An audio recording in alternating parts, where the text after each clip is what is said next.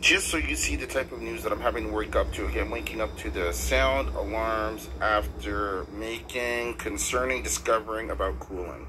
Okay, and this is yeah, let me show you what this is a thing that's telling you that the glaciers are heating up, they're all melting, and that we need to cool the planet. Okay, or this is what I'm reading. Okay, and here's another one here that says here, look, the lakes, these lakes are about to flood. They've reached 100% their capacity. Okay, this is what it says too. Okay, and then I'm going down with this stuff. This depends on the type of person who you are, right?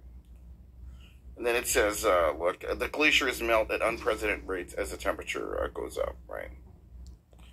And then there's these other things which I don't have in front of me now, but it was saying how Spain is heating up, and there's people who don't care about all these things, right? But what I am saying to you, here's another one. This says the world's largest iceberg is spinning into an ocean vortex with no end.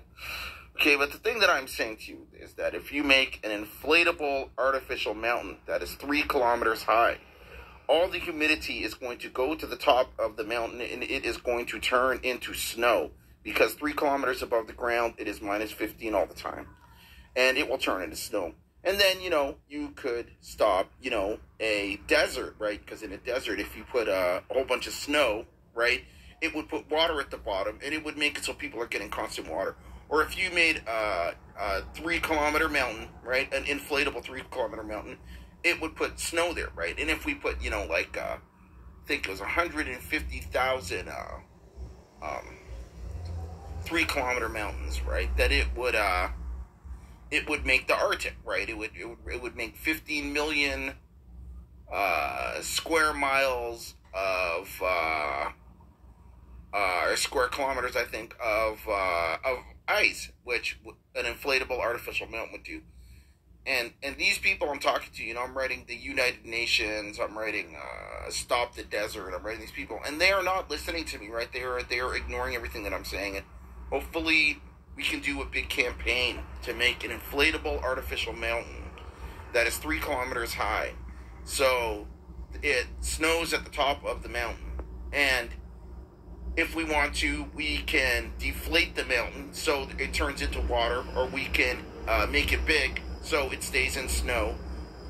Or we can also, another thing we can do is if there's floods, right, we can spray the top of the water with top of the mountain, the inflatable artificial mountain, with water, and it would turn into snow or ice, right? And we could store the snow or ice up there, right?